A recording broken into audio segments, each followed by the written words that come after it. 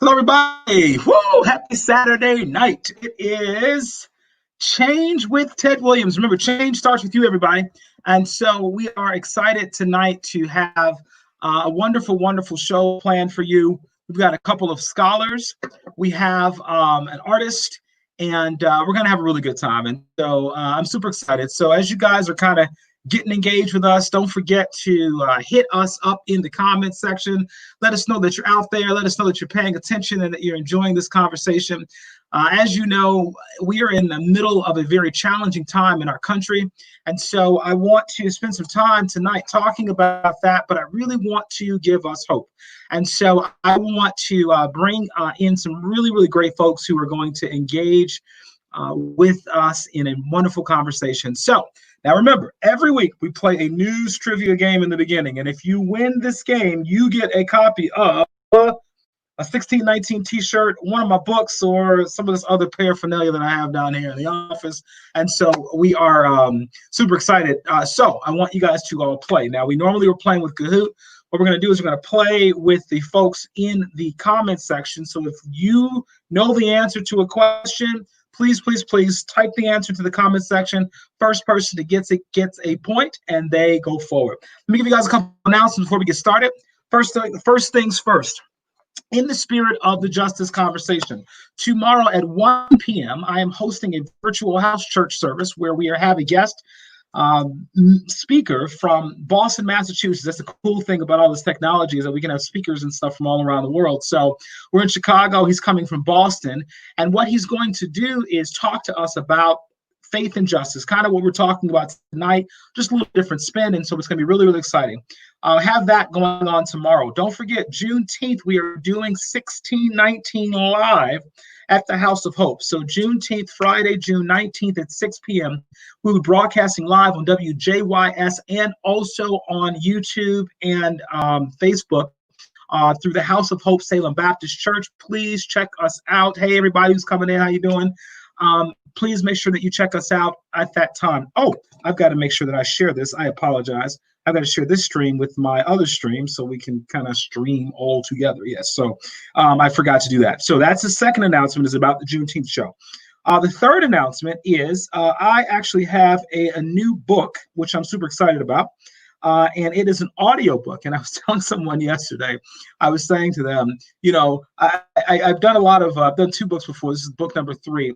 And this one is a book that is basically designed for our culture. Number one, people aren't reading a ton right now, so it's an audiobook, which is cool. Number 2, people are very interested in sort of self-help things, and so it's a motivational kind of live your best life kind of book, which I'm excited about. And last but not least, it's only 1 hour long. So it's a small book. It is an audio book. It is about making your life better. It's called Your Life in 4K. And if you check out my website, tedwilliams3rd.com, you can find how to pre-order that book. It will be out next week. And I was just waiting on a couple of distribution channels to approve what we're doing here. We'll be on iTunes and a couple other places, so I'm super excited about that. Last but not least, I think that is, oh, yes, we are going to be actually very, very soon, we're going to have a copy of 1619, a short copy available for people to potentially download and to see for themselves. And so we're working on that. That'll happen by Juneteenth. We're working on that. So please, please, please check that out if you are interested. Now, I've got 2 phenomenal guests who are in our green room, and I'm not going to bring, well, maybe I will bring them in. I like to bring our guests in for the game. So maybe they would enjoy playing the trivia game with us as well. So I'm going to bring them in. I'm not going to introduce them yet because you guys have probably seen them before. They are both phenomenal pastors in Chicago. One is in Tennessee now. And so I'm going to bring them in just to play the game with us first. And then we're going to have them talk about this question and issue of justice. So here we go. I'm going to bring them in.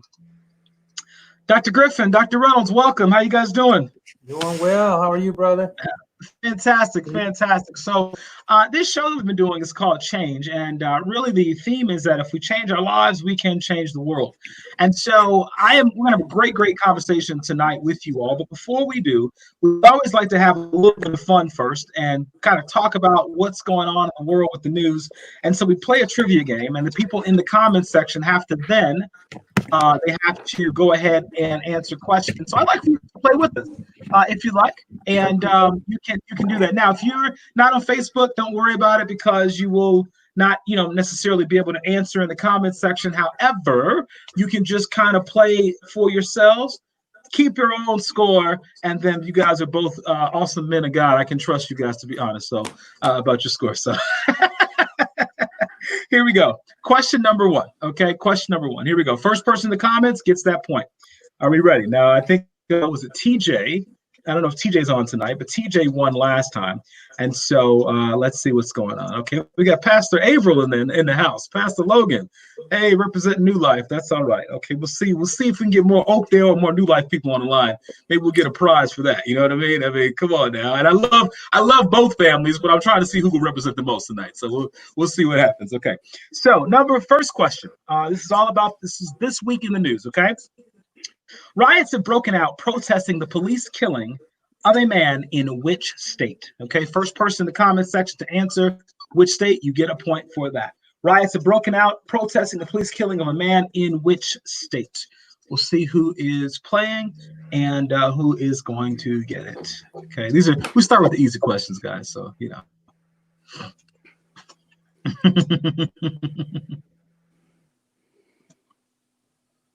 we start with the easy questions.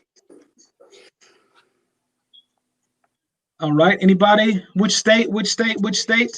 All right. My beautiful, lovely wife, Rosalind Williams, who is supporting her man. She got the answer first. Rosalind says Minnesota, and that is correct. I did not cheat. She got it right. Oh, Brother Daniel Young is on. Okay. Oh, yeah. Oh, it's a lot of New Life folks on here representing. Okay. So, all right. Minnesota, folks. Minnesota. But Rosalind got it first. I know you think I'm cheating, but I'm not. Okay, you snooze, you lose. Minnesota's the correct answer. Question number 2. Okay, the President of the United States just announced that the U.S. is terminating its relationship with which international organization? Okay, the United States is terminating its relationship with which international organization? Now, gentlemen, you guys know the answer to this one. I don't want you to answer. I know you guys are scholars. Okay. I don't want you to answer it though, but okay. Okay, all right. So here we go. Thomas Cotton said, who? That's wrong, Thomas Cotton. It's the WHO. You should have capitalized them all. Thomas Cotton put WHO like cap. Thomas is too late. I'm sorry, bro. I can't give it to you, okay? Thomas is probably going to call me and go off of you. Okay. All right, Brother Cotton. You get it. Thomas Cotton got it. The WHO, and that he was the first on that. So please keep your score. Rosalind has 1 point. Thomas Cotton has 1 point. He got it right. WHO. Here we go. Question number 3. Protesters in Atlanta damaged the headquarters of which news organization this week? Protesters in Atlanta damaged the headquarters of which news organization this week? Thomas Cotton put WHO. It's wrong, Cotton. I'm sorry, buddy. That was for the last question. You snooze, you lose, bro. Okay, here we go. And let's see. I see Jalen Harrison. Jalen Harrison put CNN. Jalen Harrison, you are right. You got it first. Cotton put CNN. Deborah Jones put CNN. Daniel Young accuses Thomas Cotton of cheating. You are probably right, Mr. Young. But this is a spiritual conversation, so he'll have to deal with the Lord after this one. Okay, CNN is the correct answer, and that is Jalen Harrison who got that one correct. Congratulations, Jalen Harrison. It is 1-1-1. We have 9 questions. We are at number 4. The president, this is all from the news this week. The president issued an executive order aimed towards social media companies in response to which company fact-checking him? You got this one, Dr. Reynolds? Don't say it, but you got it. Dr. Griffin, you got okay. I know. That's okay. All right, here we go. Pastor Logan accused me of cheating as well. I tell you, these New Life folks, I tell you. All right, Jalen Harrison put Twitter and got in there first. Deborah got IG. I was wrong. Rosalind got Twitter. But I apologize, folks. Jalen Harrison got it right first. Jalen Harrison now has 2 points. and is in the lead. Okay, Jalen Harrison is in the lead. All right, very, very good. Here we go. Next question. Next question. Number 5. The Supreme Court ruled to restrict church attendance.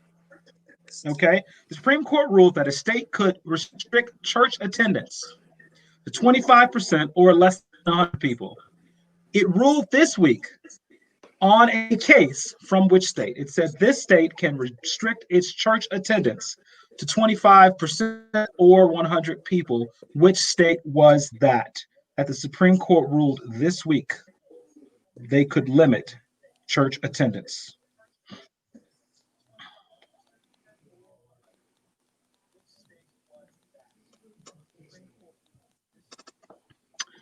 Okay, my wife is accusing me of cheating now too, guys. I mean, this is getting really bad.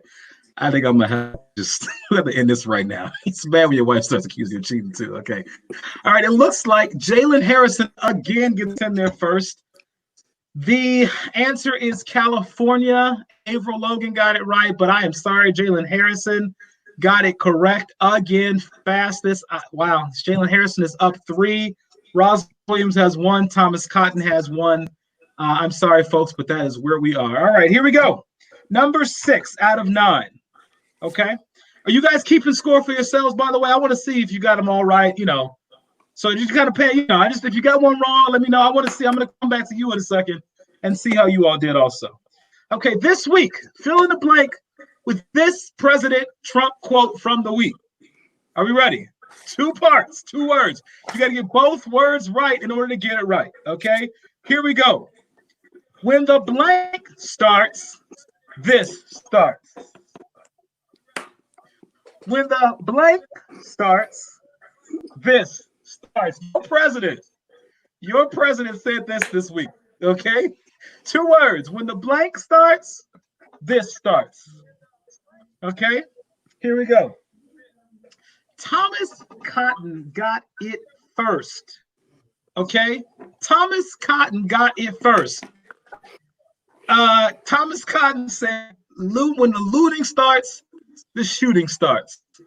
Jeremiah Hines got it. Okay, I see Oakdale representing. I was waiting. I was like, where's Oakdale? I see you, Jeremiah. I was kind of disappointed with Oakdale people. Now, I see you, Jeremiah, representing Oakdale. Come on now. Okay, so when the looting starts, the shooting starts, and that is going to be Thomas Cotton. Thomas Cotton has 2. Jalen Harrison has 2. Rosalind has 1. I don't know what's going on everybody else. Okay, here we go. Next question. President Trump this week has promised to push forward with plans to hold the Republican National Convention in August. In which state? This week, President Trump has promised to push forward with plans to hold the Republican National Convention in August. In which state?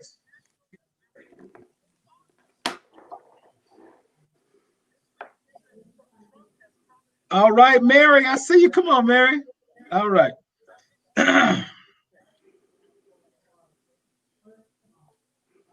Okay, here we go. I've got more conspiracy accusations coming from the New Life team.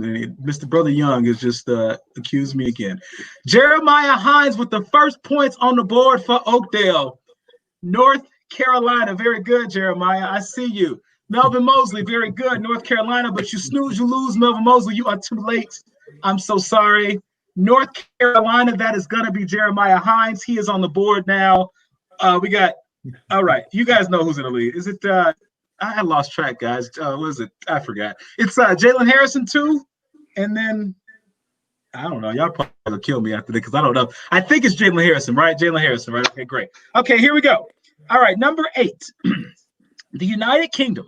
This is a harder question, folks. Okay. The United Kingdom. No, you weren't, Sister Sabrina. You were not first, so get over it. The United Kingdom opened the door for millions of immigrants to come from where?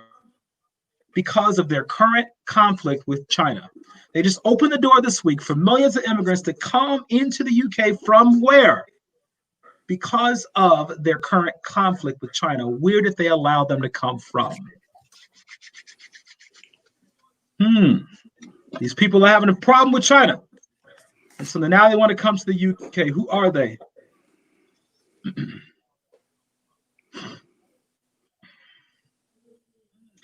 Pastor Reynolds, your folks are spending more time arguing with me in the comment section about whether they're getting it right, while Oakdale folks are just answering the questions and keeping it moving. Do we need to? I mean, they got a better pastor. He's a more godly man. I mean, your folks coming at me, you know what I'm saying? Jeremiah and Mary, they just answer the question. Your New Life people like, this is a conspiracy. I said, oh Lord. Oh, all right, we're skipping this one, folks. Come on now. Here we go. I'm gonna have to make this a whole like sort of church trivia thing, you know, and kind of pit the churches against not against each other, but you know what I mean, a competition. I think this would be a lot of fun. This is a little test case for it, you know. So why are people passing on this one? They're letting millions of people in. Okay, I will give you multiple choice on this. Okay, you ready? I got to write it down so I don't forget. I'm gonna give you guys multiple choice. Okay, here we go. Is it A, Germany, B, Jamaica, C, Hong Kong, or D, Venezuela? Is it A, Germany, B, Jamaica, C, Hong Kong, or D, Venezuela? Germany, Jamaica, Hong Kong, or Venezuela? Here we go. It is one of those four. Let's do this, folks. And we only have, I think we got one question left. Jeremiah. You got it, bro. Jeremiah says Hong Kong. That is, how many points for you now, Jeremiah? 3. My wife is there too, but I'm sorry, honey, you got a second. I wish I could cheat for you, but I can't. So, I do love you, though. Jeremiah is on the board. Congratulations, Jeremiah. Pastor Logan got it as well. But Jeremiah gets that point. All right, here we go. Number 9. Okay. I'm going to give one last question after this as a bonus, and then we're going to get in our conversation. Today marked the first time in history that NASA did what? Here is your multiple choice. Did they A, work with a private company to send people to space, B, send a dog to the moon, or C, live stream on Facebook from space? Today, NASA, for the first time in history, did what? A, worked with a private company to send people to space, B, sent a dog to the moon, or C, they live streamed on Facebook from space.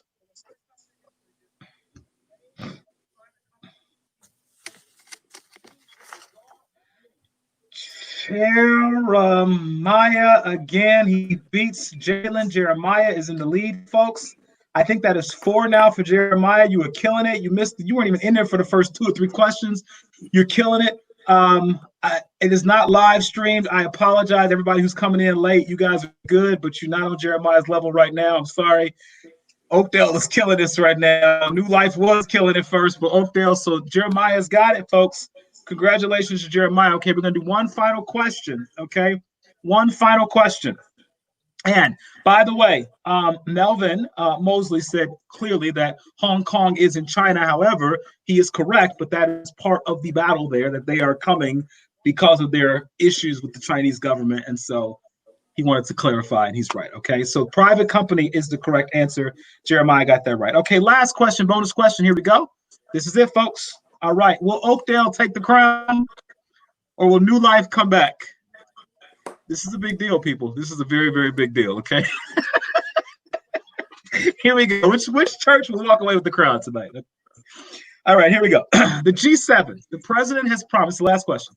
The president has promised that the United States is going to host the G7. But this country said that they are not coming. They are not going past the COVID crisis boundaries. And they said clearly today, President Trump, even if you host it, we are not coming. Which country was this? I will give you a second to try to answer. And if you don't, I will give you multiple choice.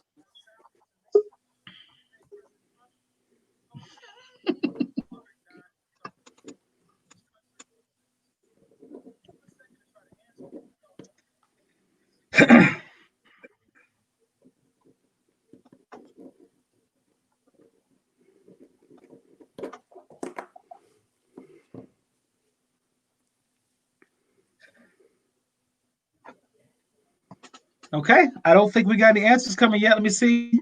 Just let me know you're out there so I can tell if you guys are just waiting for the multiple choice or got a technical issue. Just say, hey, and just put multiple choice or I'm waiting or something. Give me something. Let me know what's going on out there.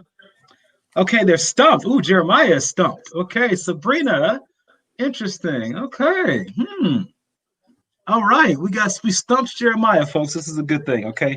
Now, if he doesn't get this right, if I believe if Jalen gets it right, Jalen is in tie for the lead. If Jeremiah gets it right, it's over. If anybody else gets it right besides Jeremiah, I think Jeremiah still wins. And if my wife gets it right, she gets 4 points and she wins. So there we go. Okay. All right, here we go. Right, Pastor Reynolds? Is that how you do it? You taught me well, brother. Okay. All right. Okay, here we go. Multiple choice. Is it A, Germany, B, China, or C, Jamaica? Is it A, Germany, B, China, or C, Jamaica?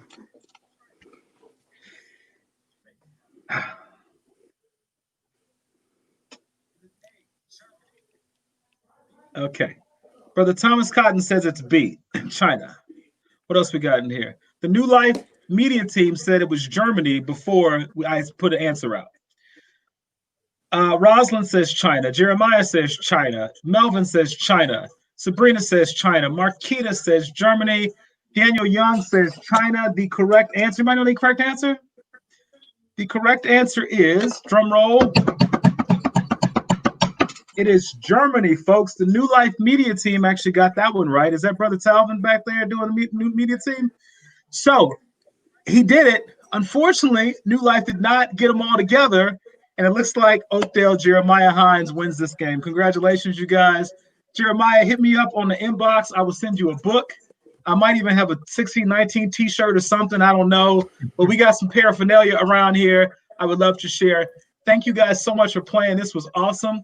I think we're going to actually start doing this, have some church trivia around the city. In Oakdale, Covenant are the reigning champions right now. Although I'm really afraid because I think the New Life people are going to come after me. They know where I live, Pastor Reynolds. So if something happens to me, I'm blaming you, okay? I am blaming you. Okay. Well, welcome you guys so much. Thank you all for playing with us. I really, as you guys know, I teach political science for a living. And I love to quiz my students on the news, get them paying attention. This is a very fun way to do it. And so I try to do this every week. Make sure you guys show up next Saturday at 6 and you get in there and you guys can win the game as well. So I want to introduce our two guests for the first segment. As I told you all before, we're going to be having a great conversation on justice. And then I've got a wonderful choreographer, a good friend of mine, Marchello Lee, who's waiting in the wings in the green room here. And he'll be coming on. We're going to highlight his work and talk to him about kind of how art helps to affect change. But before we do that, I want to introduce, I am so excited to have both of these gentlemen here. Both are two gentlemen that I admire tremendously. I have gotten a chance to work in both of their ministries. It has been an honor. They both have just been friends and mentors and opened the door for me and their congregations. And it just has been a real blessing. And I constantly am praying for them and their work. And so I'm just happy to have them. So I want to introduce both of them, both the Reverend Doctors, okay? I'm going to go ahead and introduce Reverend Dr. Darrell Griffin. So Darrell Griffin is a senior pastor of Oakdale Covenant Church on Chicago's South Side. He is a senior pastor. He's a certified ministry coach.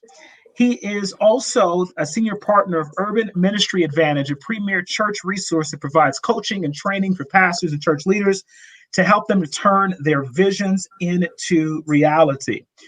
Dr. Griffin's unique leadership has successfully reached youth and families through the establishment of Oakdale Youth Church, vibing with Christ and youth connecting to South Africa.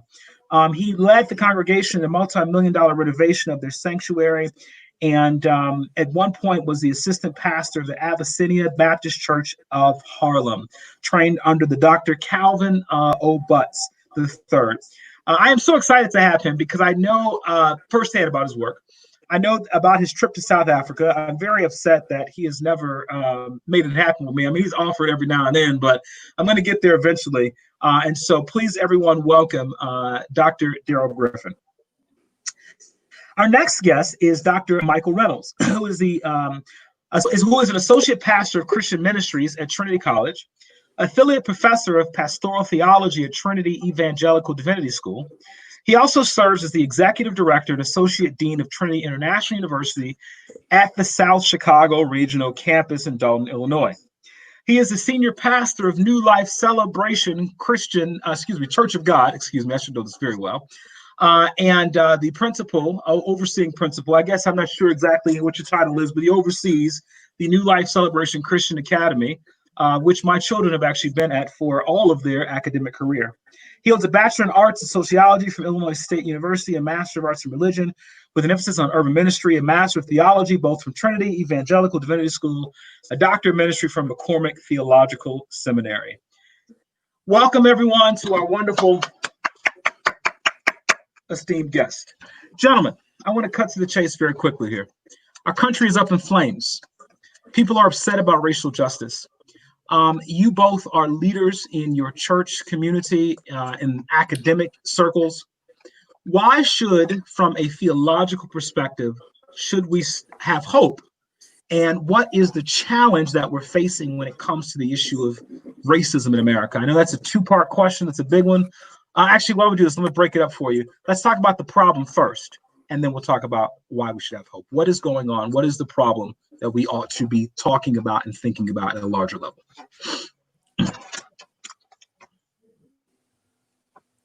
I've never seen you guys quiet before, so. Who do you want to say? Answer it first. I'd like for you to answer the question about the problem. So once again, the country is up in flames. I mean, literally. Mm-hmm. This issue of injustice is a very real issue. And yet, this is not sort of the beginning of this problem. What has been going on institutionally, culturally, structurally, that we should be aware of and talk about? Well, I think that what's going on, the root of this is racism, which is at the fabric of our founding as a country. So you're just seeing the byproducts of 400 years of this. And it's like you see, it's like pressure on something. Once you put pressure on something, it explodes. And so you're seeing the byproducts of 400 years of what racism actually has done. It's ingrained in the fabric of our country.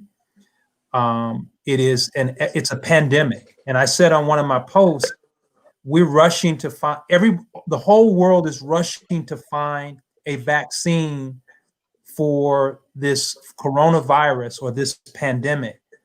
I wish that people were passionate about rushing to find a virus for racism, because it is a pandemic. It affects everything. It has destroyed so many lives. You know, I don't see that the whole issue is just about police, misconduct or brutality or whatever. This is racism. I mean, we see racism manifests itself in the Central Park issue.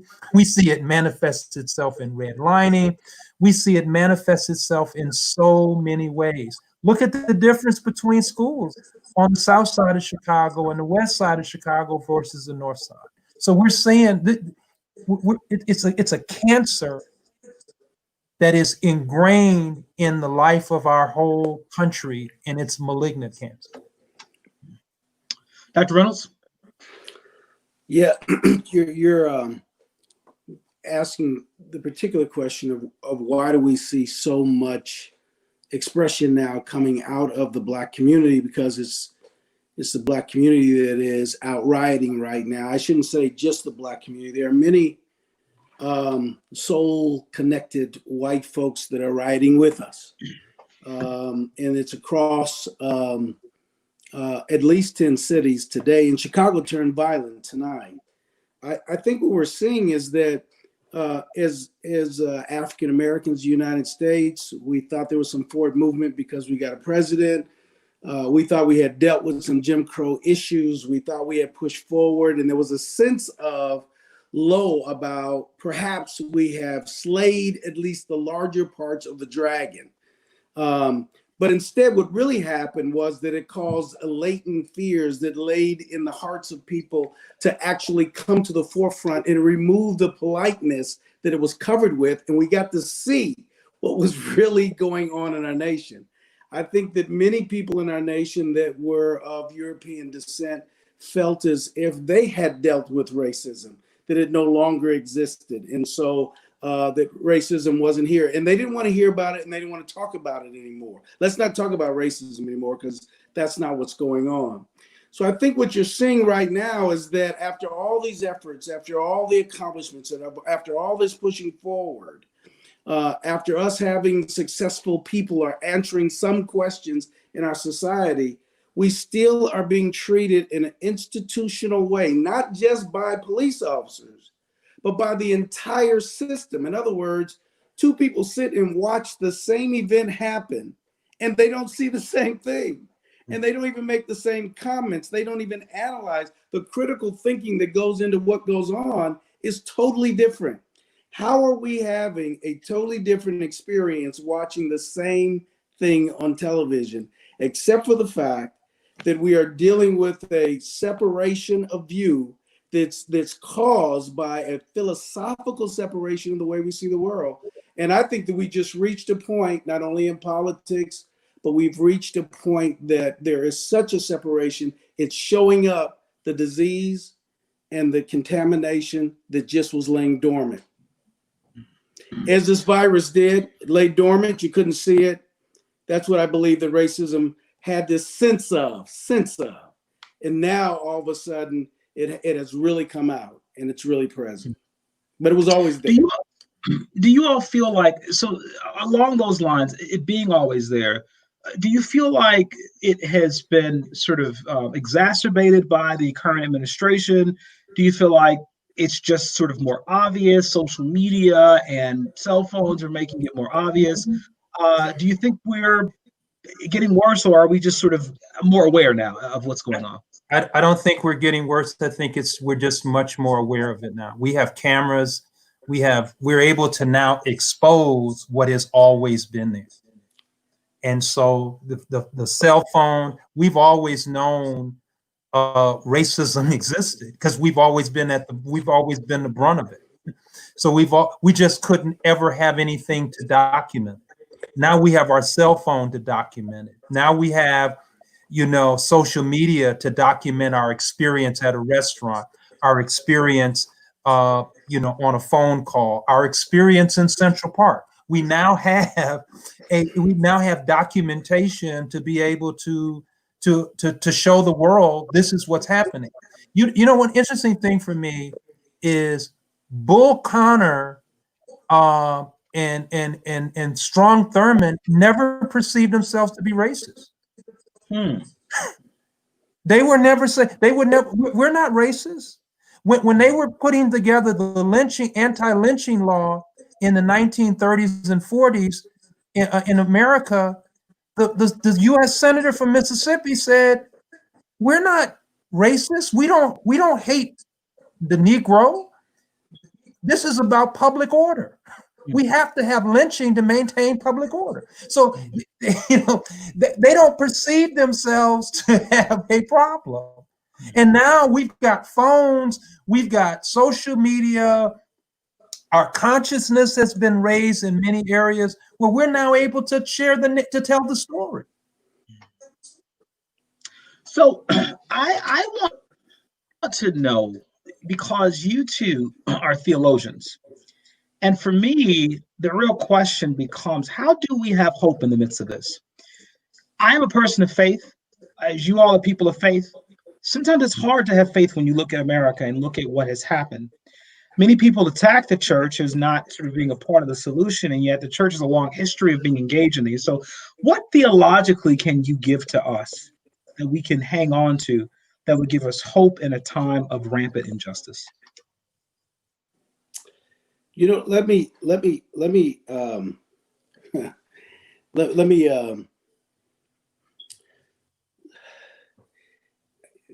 the presence of hope is connected to larger than the African American community. It is too long and too many times people have said when, African Americans need to do this, they need to take this action, as if it's our problem, or allow us to go in a room and discuss things and come back with suggestions, as if the problem with racism in the United States is a Black problem. It is a huge problem in America, across the world, certainly here. And the problem that we're experiencing is everyone's problem. It's a deep issue of hate. And the fears are that the evangelical community, as you were talking before about this administration has aggravated or put salt on or has legitimized activities that have been present. So they have given it voice that it did not have before. And so now people can be more brazen about the activity that they're doing. And in that, you need people to rise up. Now, who has the most social equity when you start dealing with the issues of sin? So if a white officer, as what happened in our community, legitimately does a shooting and kills a Black person in our community who was committing violence, had a gun in his hand, and was prepared to kill somebody, we then have the most amount of equity to help that white officer in that situation. The white officer doesn't. We have the social equity to help him. And we used our social equity in our neighborhood to help him. And I argue this case, who has the most social equity when we enter into issues like this, to speak to issues like this? And it's going to be the community that's remained silent. You would think the evangelical community would rise to this occasion. White evangelicals who know the gospel and understand it would rise to this occasion. And perhaps there's been so much marrying of the political position that it has denied them any consciousness to be able to rise to justice. Justice in the biblical sense, particularly mostly used in the Old Testament, means what you are doing for somebody else, not what you're doing for yourself. Thereby, are you administering justice by rescuing me from my situation and circumstance using your social equity? I think one of the problems we have right now is to make a clarion call that people should be using the social justice they have to answer the situation, instead of turning and saying, well, what is the Black community going to do about the forces that are against them right now? And I would add this, and I think that's Dr. Reynolds, that's spot on. Our church is evangelical. I'm a part of Evangelical Covenant Churches of America. My concern is I don't understand which Bible they're reading, because I'm having a problem with, the Bible that they're reading is totally different from the one I'm reading, because the one I'm reading has hundreds of texts that talks about how to treat the alien, how to treat the foreigner. Hundreds of texts that tell that, of how to treat them, how to treat the poor, how to treat those who are oppressed. Jesus is in the white evangelical world. Jesus is so docile. I don't even know how he's a leader. I don't even know how he's a leader. He they gloss over him tipping over the tables and everything. So my thing is that I don't know what Bible that they're reading. How for my every moment of my convention and conference, I had to hear that Barack Obama wasn't morally fit to be office.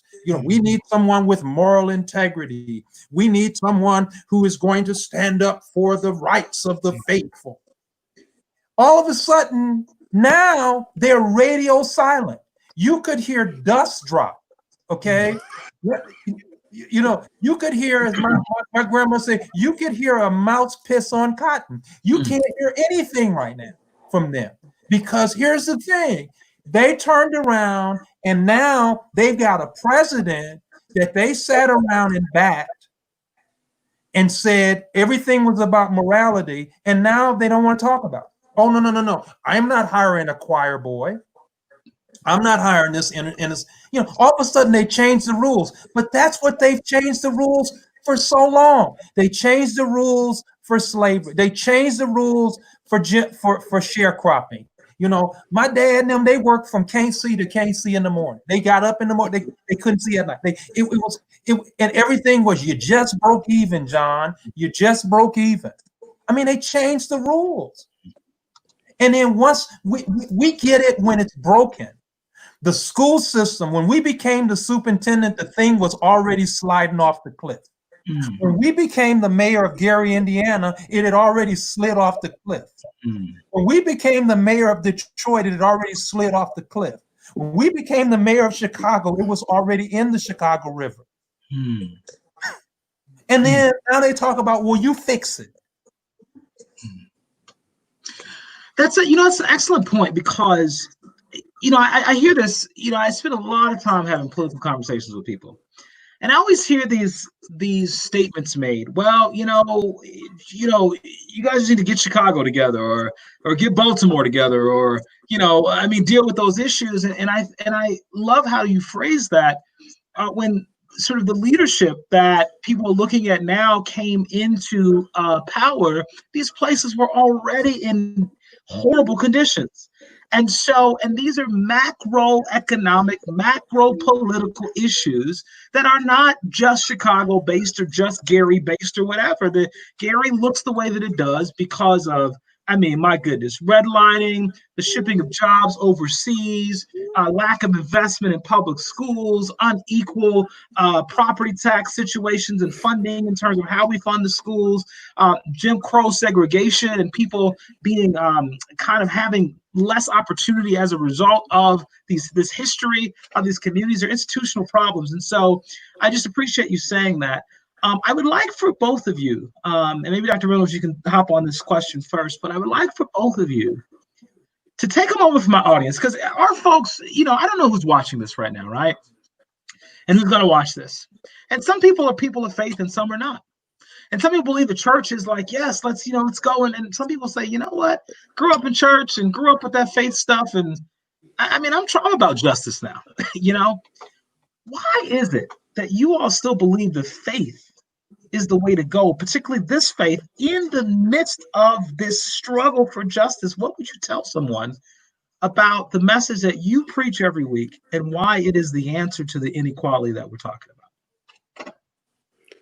Well, if you ask people to search theologies of our world and look for which one arrives at a conclusion that allows you to solve the problems of this world, and if it was, we would have solved it already through one of our ologies. But instead, we none of them have the answer for how we should deal with this particular crisis or any other crisis that we're facing. So then you ask the question, could we have been made of a divine God, with a divine order, with a divine design?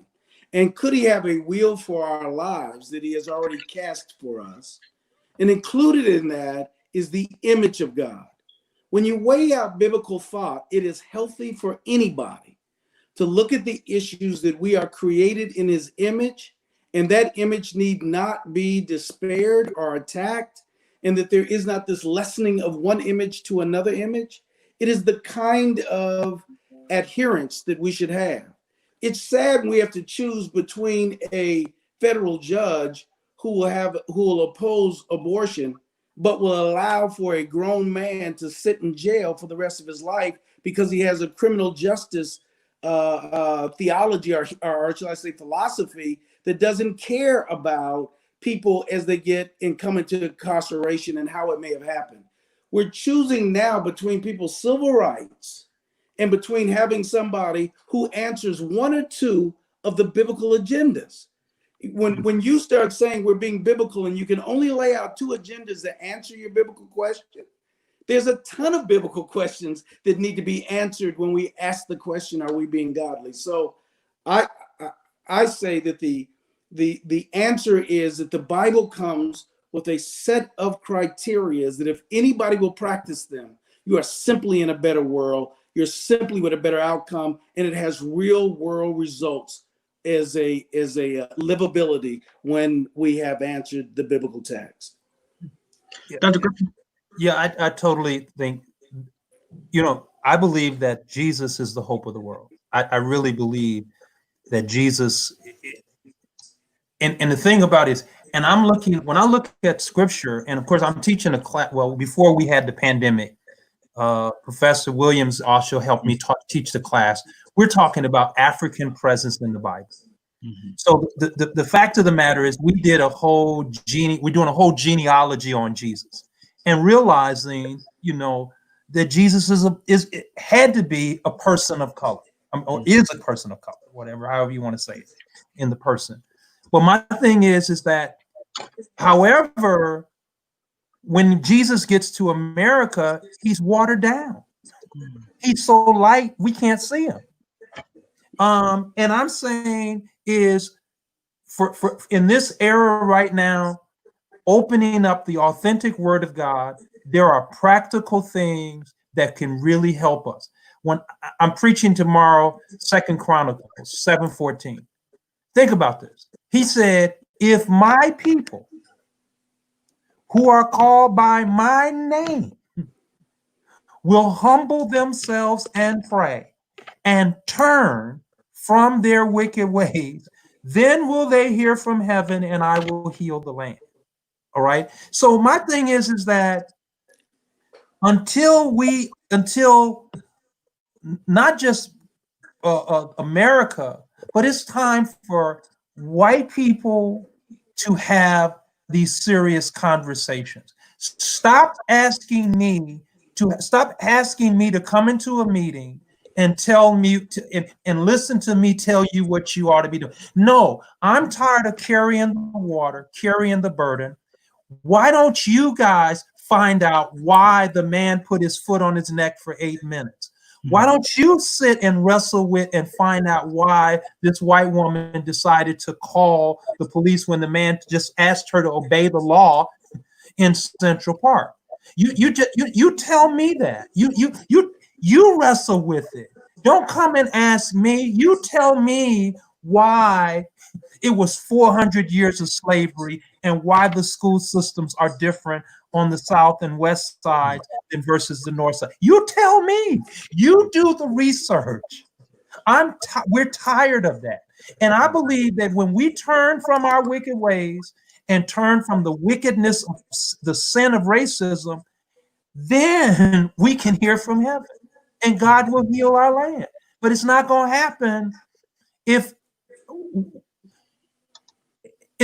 happen without them taking on the responsibility. I'm tired of showing up, being the only token Black person, demanding this in my denomination. You could spot Bigfoot before you find other Black people. The Loch Ness Monster you could find. And we're tired of doing that. It's like, come on, man. You know the problem. Stop changing the rules. Stop changing all this. The problem is simple. So I know, I love it. I actually, it's funny because next week, when I have this conversation on justice, I'm really interested in getting people who are not of color on this panel. Yes. And I may have a hard time. We'll see how that goes. I got some friends and some other folks. And if you guys know some people that want to be on, but I really want to have a conversation with them because, to your point, this is not a Black issue of injustice. This is an American issue. And if we can't provide justice to our citizens, regardless of their race, what kind of country do we have? And yet, you are right, the onus is typically on the people who are suffering the oppression to explain, to teach, to talk, to train. And as I've seen from many of my friends right now who are in that kind of work, they're tired. And I appreciate you sharing that. So let me ask you all another question. If I am a person who wants to believe in America, should I have hope that justice will be done? In Greg Floyd's case, in Ahmaud Arbery's case, in the myriad other cases that are not as well publicized, should I have hope that justice will be served? Can I answer this? I think it is funny. The principles of our democracy are sound. I mean, if we would just live up to them, We're not asking for special treatment. We're not asking, we're just asking you to live up to the values of it. It's funny, my dad, I grew up in Kenosha, Wisconsin. My dad on our block was one of the very few people that had an American flag. Every day my dad put the flag up. My dad served in the military and all that. And I would say, Daddy, why would you have this flag? I mean, you know what these people have done to Black people. He said, the principles of that flag is what I believe in. Even though they're not carrying out those principles, that's what I'm willing to fight for. So the principles of our justice system, I believe in. And I believe if we follow the principles of it, we can get justice. Remember, truth is filtered through human hands. So it's tainted a little bit. And so I'm just saying, if we would just, if people would just do what they're supposed to do, if we would live the values that we say that America is, the land of the free, the home of the brave, all of those things, we could see justice. Dr. Reynolds?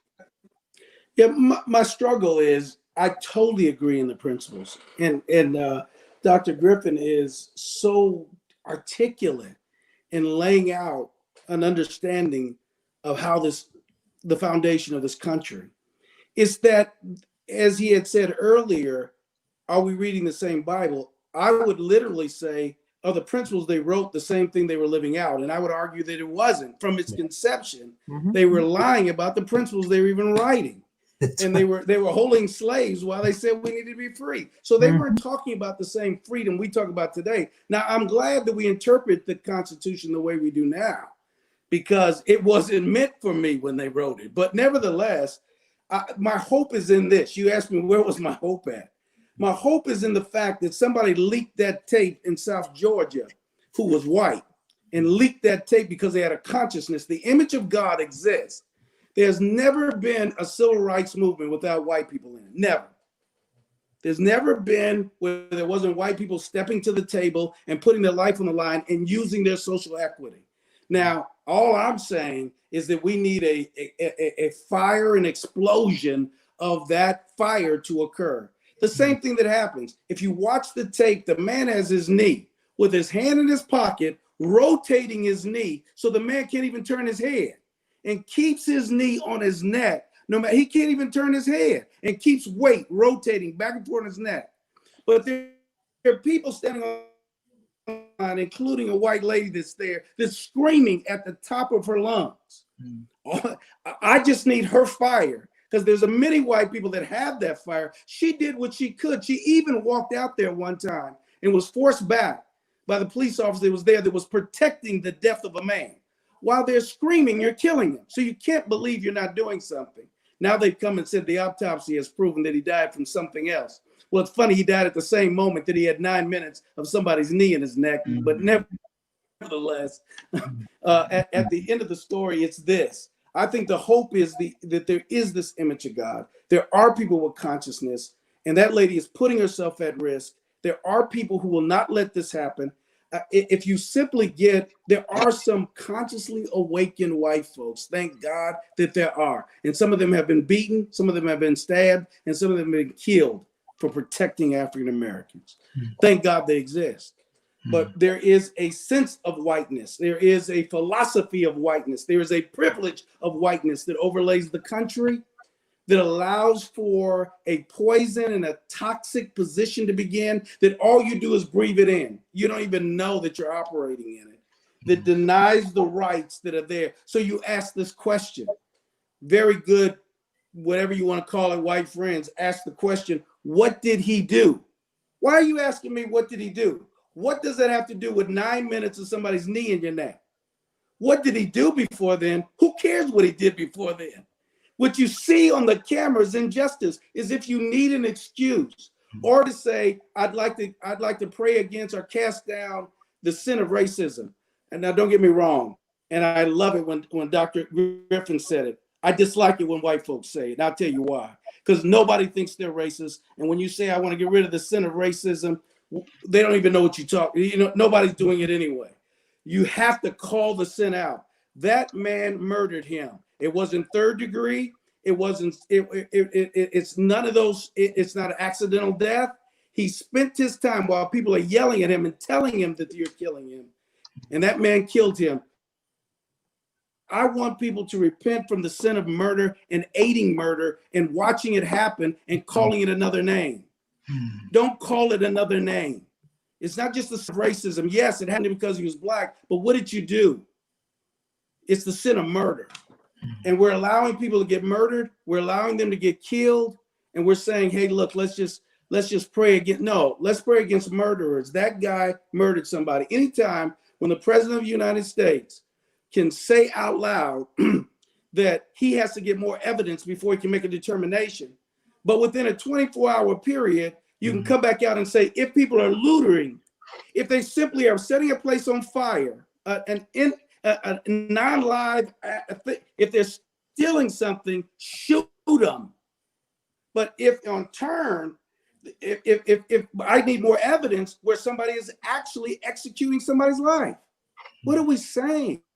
I simply say this, my hope is in this, that there are people who are awakened, sickened by this, and my prayer is that I know that there are white people out there listening who are sickened by this, who are in the right place. It just happens to be that some people have been breathing the air out there, and they really believe that we really have always been doing something wrong, and we are criminal by nature. You know, Doc, can I say add one thing to Let me say this one thing, and I'm sorry. Okay. It's not just, the poison isn't just in white people. There are other blacks. You must be as watchful. A black police officer may do the same thing because he's been taught the same thing, that we are those, he has the same perception, and that's dangerous. I'm sorry. So my and I hear what you're saying, Dr. Reynolds, and I agree with a lot of it. I agree with it. But here's my thing is, what we saw on television is, you know, we saw that. That's murder. But it's murder also what I see in our school system. I see murder every day. I see murder in redlining. I see murder in what happens on Wall Street. I mean, murder. Murder. And we should be equally, I see murder all the time around me, and I'm tired of looking at it. I'm tired of the two systems. I'm tired of living in this double world. You understand? And my thing is that it's not police officers, it is racism. Because the black police officers are as scared you know, of the white racist ones as we are. So, and my thing is that it's racism. It's racism in our community. It's racism in our educational system. It's racism in our banking structure. It's racism. And that's the thing that's murdering us on a daily basis. And I'm tired of it. I am so sick of the racism. I'm so sick of it. And my thing is that, remember, Professor Williams and I, we talked about the fact that there's no such thing as white people. It's a political social construct. Racist construct. You know, and these people would rather be white than to be Irish. They would rather be white than to be Italian. They forfeit everything when they come to America. That's right. And we saw that in scripture with Paul. When the apostle Paul says, wait a minute, wait a minute. They said, wait a minute, you're a Jew, you're the tribe of Benjamin. But he reminded people, I'm also a Roman citizen. You know, so all of a sudden Paul wasn't too keen to his Jewish heritage. He was also tapping into that Roman power. I want to go to Rome. We're seeing a lot of this racism right in front of us, and it is murdering us on a daily basis. I agree. You know, Dr. King. That's why I use the word. That's why I used the word whiteness before. Not white meaning race. Whiteness, a concept, a thought. That's right. You know, I am so grateful for you guys and what you have shared today. You know, it's interesting because you know, Dr. King essentially said that, you know, we ought to be as angry about the conditions of inequality that we see in our communities as we are about riots or even about killings, the kinds of killings that we're seeing. And I think both of you articulated that very well. I made a post the other day that this police brutality issue, it is a symptom, it is not the main disease. And to your point, once the interest in this case dies down, we will still have schools that are underfunded. We will still have communities where they're full of drugs and guns, and that killing will still happen every day. And I would argue, as I know both of you would argue as well, that those killings of people of color in their own communities of one another are just as much America's problem Yes, as is the death of George Floyd. exactly. Closing thoughts, gentlemen. We're going to move on out of this in a second here, but if you want to leave the audience with one thing, what would it be? There's hope. There's Amen. hope. Amen. Amen. There is hope in Christ. I mean, I believe we will get through this. What we need, as Dr. Reynolds said, we need courageous people on both sides. We will get through this. I'm not without hope. I'm not a pessimist. I believe that we will, that God is on my side. I really, truly believe. As Dr. James Cone said, God is on the side of the oppressed. And so I really believe that God is with us. Dr. Reynolds?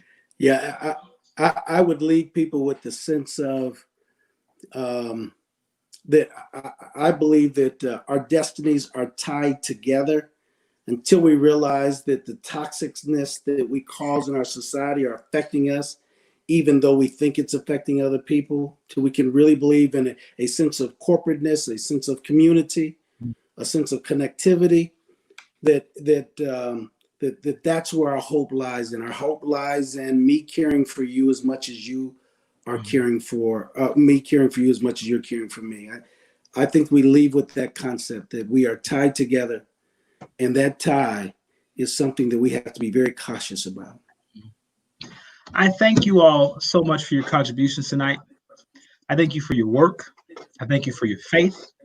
I thank you for listening to the call of God in your life. I thank you for being people who understand not only theology, but the conditions of the day and why it is important to speak with the gospel to the conditions and the times that we live in. I appreciate that tremendously about both of you and your work. It's been an honor and a pleasure to speak with both of you. I want to bring you back at some point. I know you guys are super busy, but at some point to talk again.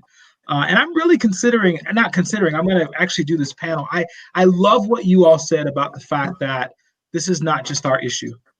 And I want to have people who are not of color on this panel next week. I want majority of people who are not of color, because I want them to talk and to be heard and to express why this is their issue as well.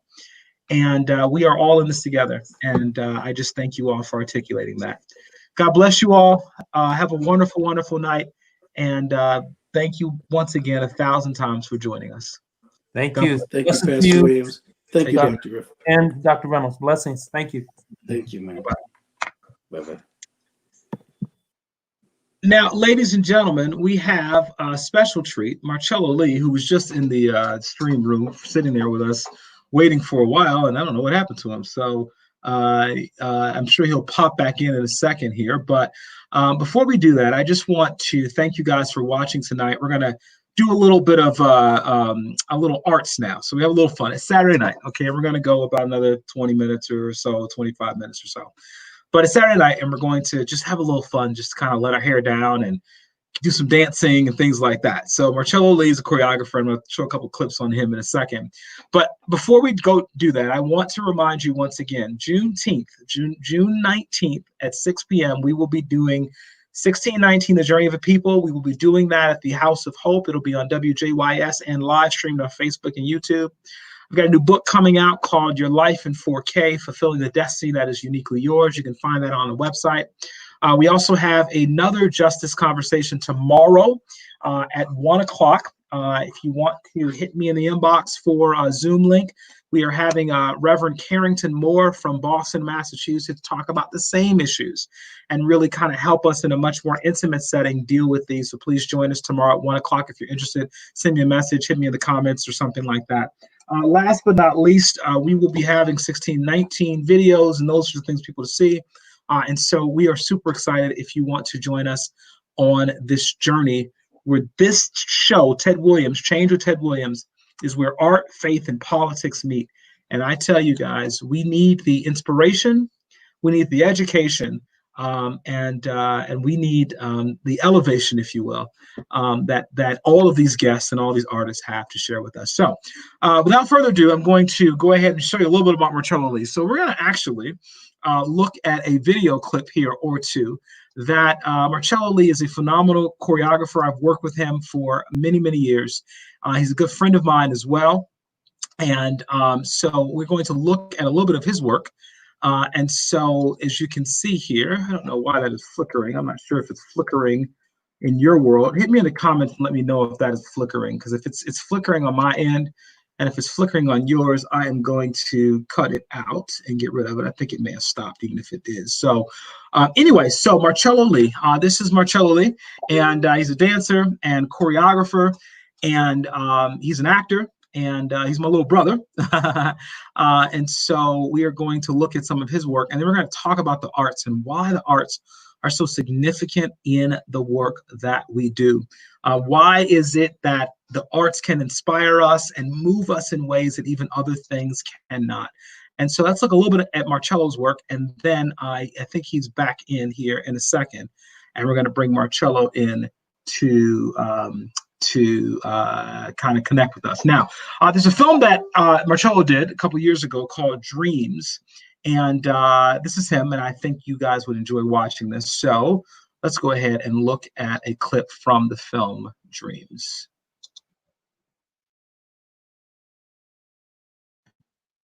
Ooh, we're at the movies. My POS was I realize a dream is not just some pivotal moment you accomplish 10 years from now, but it's about today and what you do every day until you get there. You think helping these kids is going to change who you are? I'm sorry, Malcolm. We have to learn how to forgive. My parents died here after I remember going to his house. You're staying with Uncle Reggie now. I ain't going back to jail. That's different now. Time can change people. How do you feel about your mother? Abandoned. She didn't protect me. I'm not singing tonight. Mia. What? I've been through that. You haven't dropped by to say hi in a while. This kid's meant a lot to me. How do you do it? Do what? The way you dance, the way you move, it's so free. That's all I got. Great things can happen if you just open yourself up to that.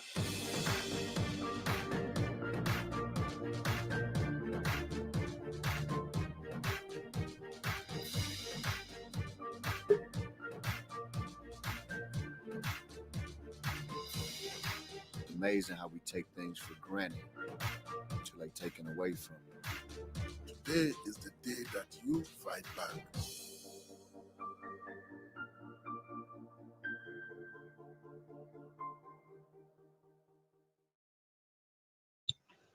Awesome. Marchello is actually here now again, and we're going to watch another clip, though. So, but let me just introduce you guys to Marchello first.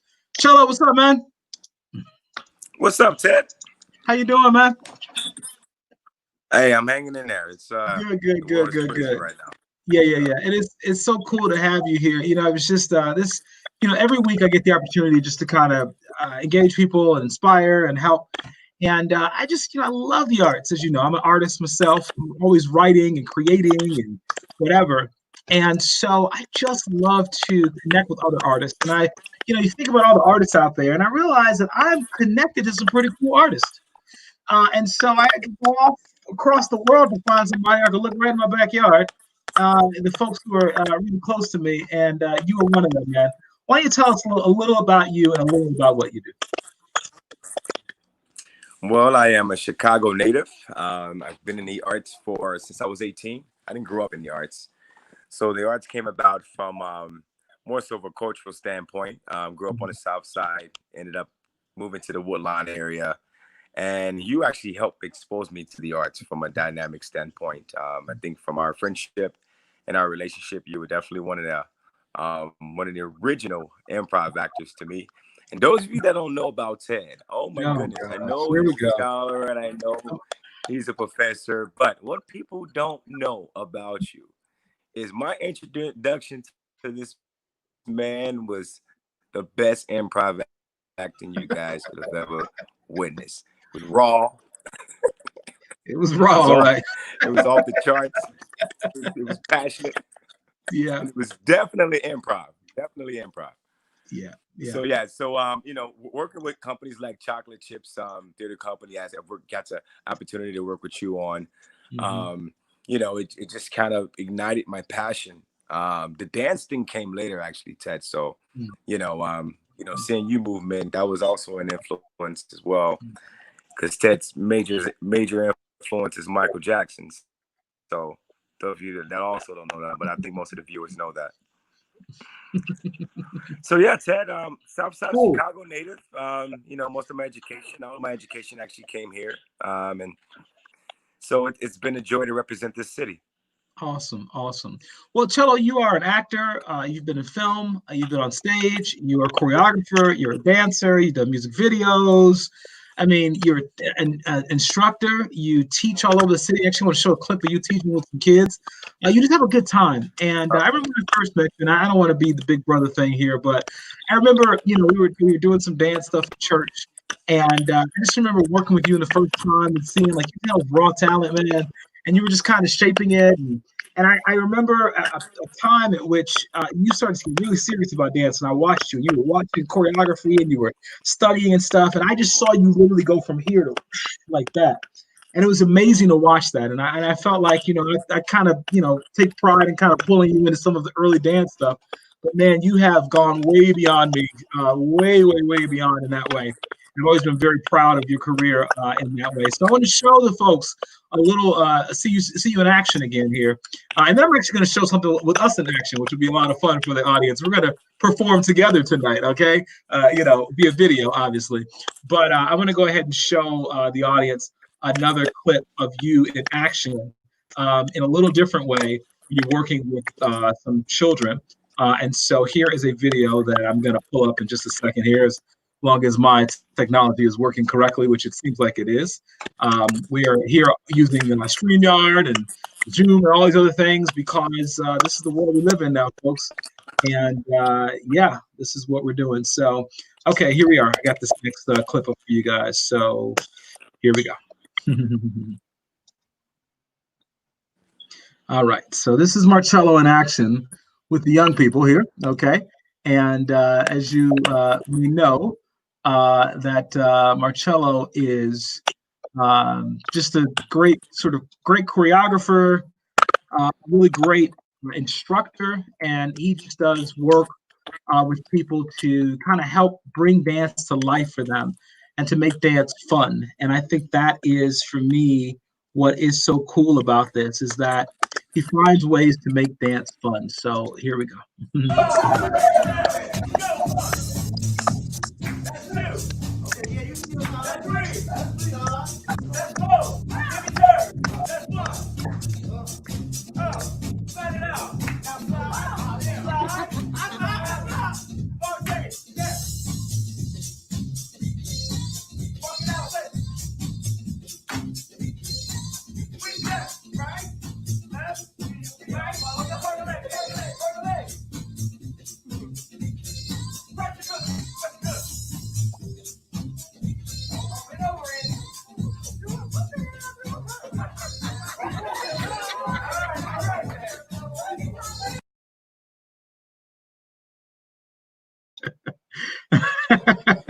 Okay, so you work now. Here's we're talking about justice a few minutes ago. the art that you're doing has a justice spin to it, right? Because the art that you're doing, you're working story catchers. Who are you working with the story catchers? Tell me about the program. So Story Catchers is a non-for-profit organization founded by Mead Paladowski. Mead is a good friend of mine who's been doing social justice work, who is actually non-Black for as long as I can remember. So Mead has been in this platform and doing this for a long time. I was introduced into the work some years ago, actually through her, where the program was called Musical Theater Workshop. And Musical Theater Workshop was the program where we would go into different jails and prisons and basically use the art as a tool for change.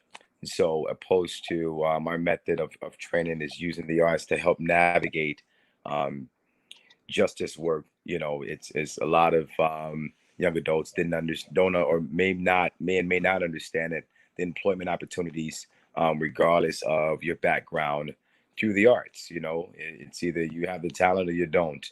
And so there's a stigma put on a lot of different professions with the young adults that we've had records with, or it may have come across a felony or anything. The job opportunity market is not equal or the same. So me and myself, and along with an incredible group of staff, my program manager, Christina White, and we have Mr. Sean Wallace over there, and an incredible group of people that is paying it forward, doing this work, using the arts as a tool to help change the world.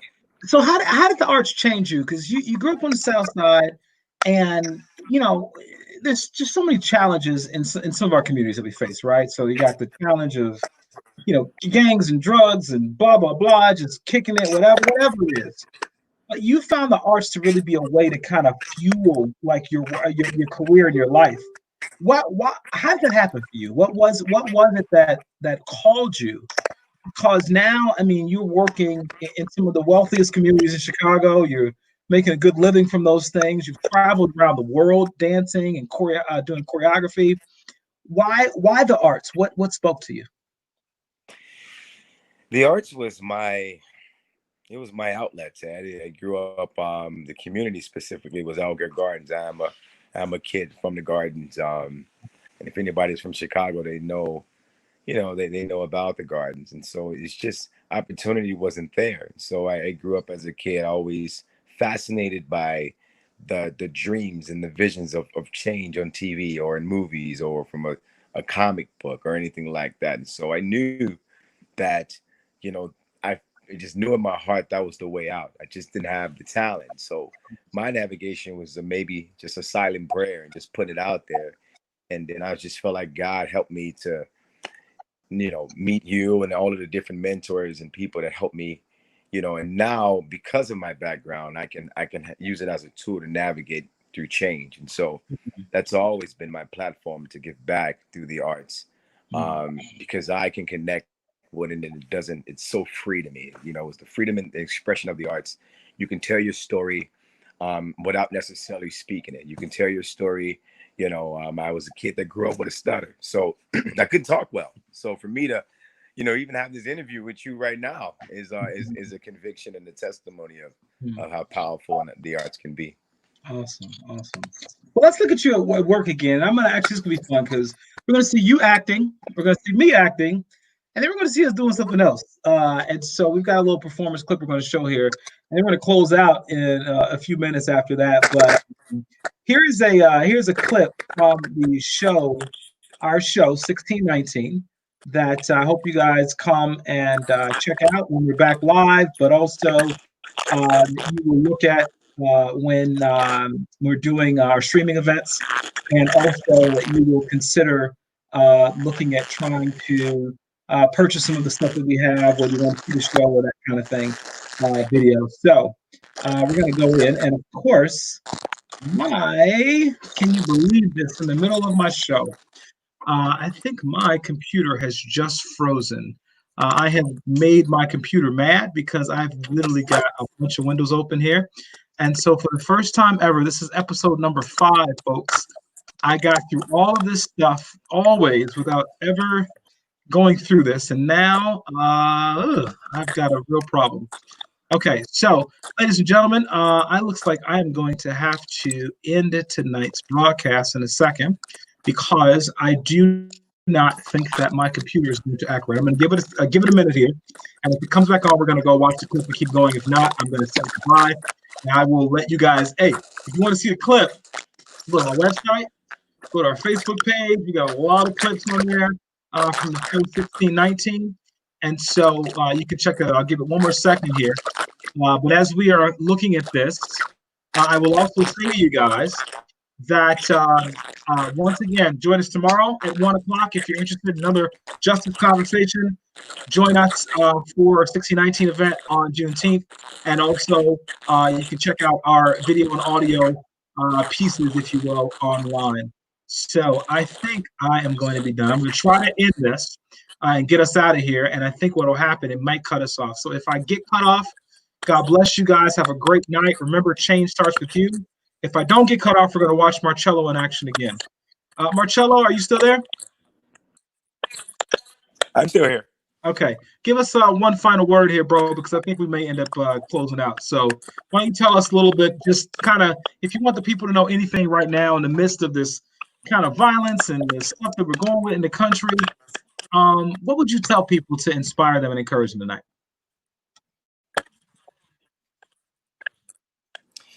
I really appreciate your segment, Ted, with the the pastors on the panel, and I think for me, just people use their voice. You know, I think now is the time.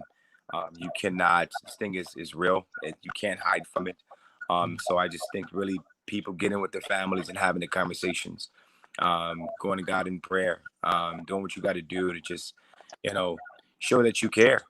And identify yourself. I think people just gotta identify who they are. And if you're on the side of love and change, then be on that side. Gotcha. But if you're not, then it's okay. We're gonna pray for you. But gotcha. I just think that we just all need a hug. Yeah. Hey, Cello, here's what I'm gonna do. I am gonna close. I am gonna do this. It'll take us 5 minutes. We're gonna come out of this. We'll come back up and plop the video up for whoever's still around, and then we'll just close out with that. So if you guys are still with us, watch the video. If not, have a good night, and we're gonna close this here. So thank you guys.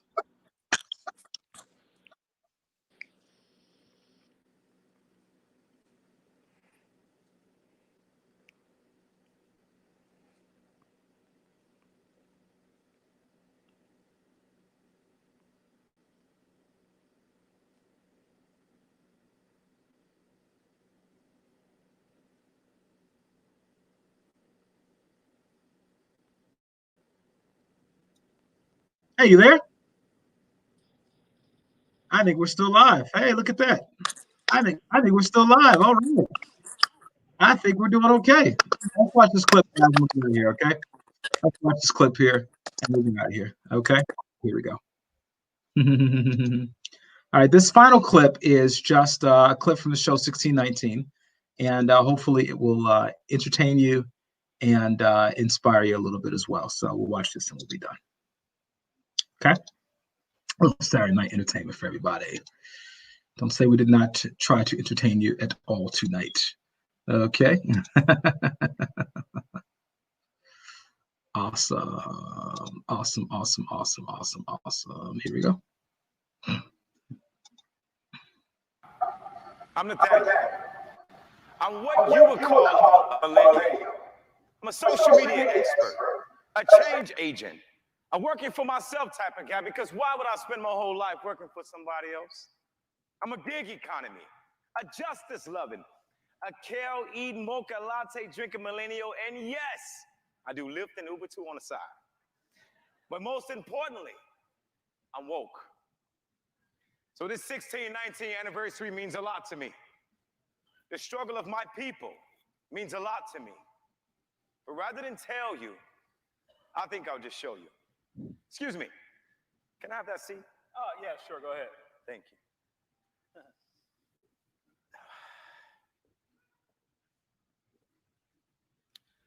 Don't I know you?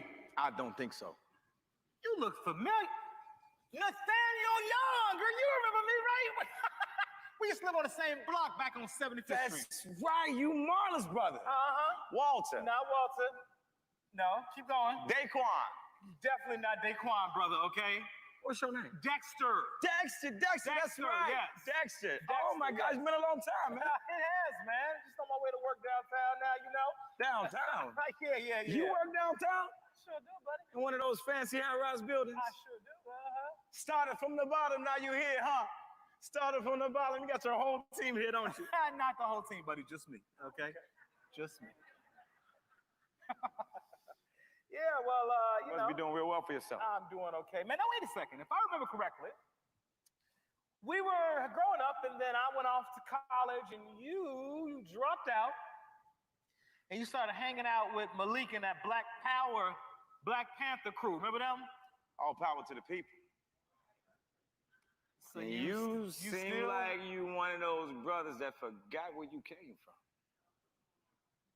I bet you don't even realize that this year marks the anniversary, the 400-year anniversary that our people came here in bondage. And they still got their feet on our necks. Oh, Lord. You one of those, huh? Yeah, you might. Wakanda forever, huh? And that's what you are. I know what you drink for breakfast. You know what I drink for breakfast? What do I drink for breakfast, buddy? White milk with a side of OJ. You think you're funny, huh? You think you're funny. You know what, man? Let me tell you something. I understand what it's like going through struggle and stuff like that. I mean, but let me tell you about black people, okay? We protested and we talking about slavery and what happened to us 100 years ago. I mean, come on, man. I mean, that stuff is over. You understand what I'm saying? We got opportunities. It's 2020. You understand? Barack Obama was the president, okay? Oprah is on TV. You understand what I'm saying? We got reality. I mean, come on. Kanye is famous. I get all of that, Dexter. But you and I both know ain't nobody in this country had it like us. You know something? W.E.B. said that an educated Negro is a dangerous Negro because in him will be dissatisfaction, discontent, and revolution.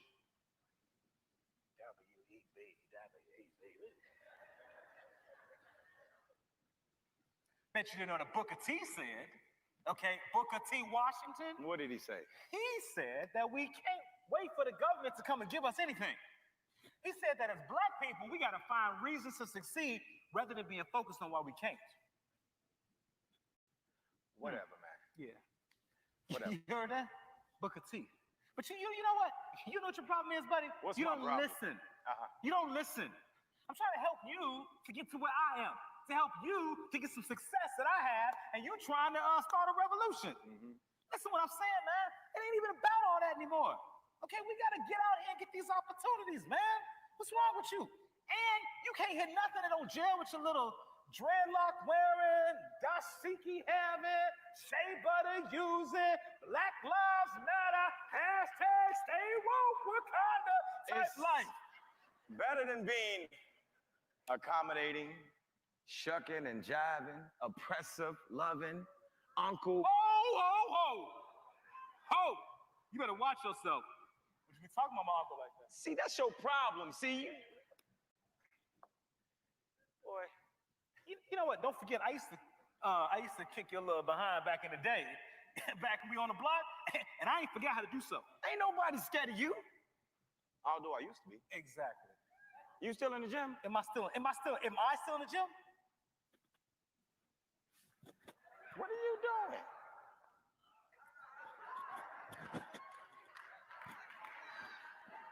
What? That's taquito. Taquito. It's a new. It looked like you was Millie rocking at the church. That's what it looked. That's taquito. Okay, you don't know about that. Well, you know what I'm saying? Look at this here, boy. Look at this here, boy. Right there. Look at that there, right there. What's that? A mosquito bite? Get out of here, see? Look, man, I'm sorry, okay? Dang, somebody got to be mature. I'm sorry, okay? I'm sorry. I just want you to understand that black people, we have opportunities out here that we got to take advantage of. You understand? And we can't wait for the government to come and rescue us, because if we do, we're going to be waiting a long time. Yet, the government needs to pay. Reparations, my brother. Though nothing else in this country matters, unless it deals with its original sin. We got to take our justice back. Booker T. W.E.B. Yo, this is my stop, man. I gotta get It's off. my stop. No, it's my stop. Remember we used to rap back in the day? Yeah. Now, hold up. Now, back in the day, you know, I used to get you through these dances, and I'd be like, hey, Okay, hey, Booker T, A W.E.B. Booker T, Booker T, a W.E.B. Booker T, Booker T, a W.E.B. Booker T, Booker T, a W.E.B. He told that it's primarily through industry that the Negro will one day be free. Hey, dairy farm, commercial life and trade would be the only way to get A. Now Booker T said you better work hard, or you'll be stuck hanging out on the boulevard. Dignified, common labor, don't you stop. We must begin at the bottom, not the top. Hey, now he believed education was the key, so he found a little school. He called it Tuskegee. Tuskegee. Tuskegee. I like the ring. You know about Tuskegee? Booker T, a W.E.B. W.E.B. Booker T, a W.E.B. W.E.B. Booker T, a W.E.B. W.E.B. Booker T, a W.E.B. He wrote the book called The Souls of Black Folk. His inclusion was far from a joke. 1903, he decided to opine the problem of the 20th century, the color line. The Negro race will be saved by its best, the ones among us who make us the most impressed. Now we'll be led by those with the greatest strength. That's why he coined the phrase called a talented 10. Hey, we should develop those who were first to save the race from contamination of the worst. They would come and guide the masses away. Hey, to prepare you and me to see a brighter day. The two debating which path would secure our rights. Should we accommodate?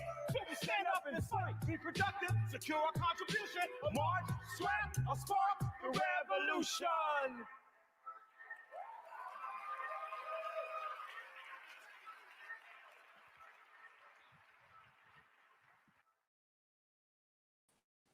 All right. That's two I would say old dudes, but I'm the old dude, you're not the old dude in action. So anyway, just trying to educate some folks. Yeah, just trying to let people know about our story. It's so funny how that piece is so relevant like this week, you know. Come on. What an ending. What an ending. Whatever. I just think I was like, listen, I was like, whoa, that's like it's all connected to what's going on. Relevant. Oh wow. So yes. You know, that debate between Booker T and W.E.B., you know, the idea is, should we be fighting for revolution or should we fight for success?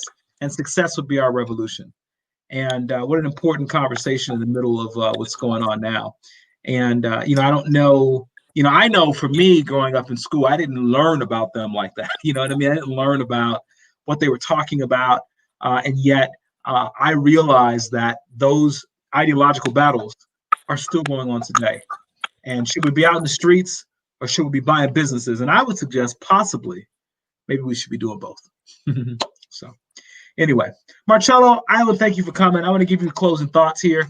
If you got anything you want to say to the people to close us out, I know I kind of gave you a little bit here, but we did a lot tonight and I'm going to chill. So anything you want to say, bro, anything you want to talk about? No, I just want to thank you. It's been an honor to be on your show. You know, I salute you, Ted. I'm so grateful for the work that you do. I want you to continue on your path, your message, because you're helping so many people. I wouldn't have had this platform to use my voice tonight, and so I'm super grateful for our friendship. I love you. Thank you. And you know, change is around the corner. We will get through this. So I am hopeful. I don't want people to be, you know, fearful. Just keep the faith and know that this thing it's supposed to be happening, you know. Yes, sir. Yes, sir. Thank you. Change your life, change the world. Change starts with you guys. Remember, each one of us can make a difference in the world. We have to start with ourselves. And I am just excited. Whatever you have, whatever talent, whatever skill, whatever passion you have, you can affect change in the world. If you just believe it, you can achieve it, right? And as Jesse Jackson would say, we need to keep hope alive. And those words, although we laugh about the, you know, sort of our culture, they could not be more important today. God bless you guys. Have a good night. Take care. Good night.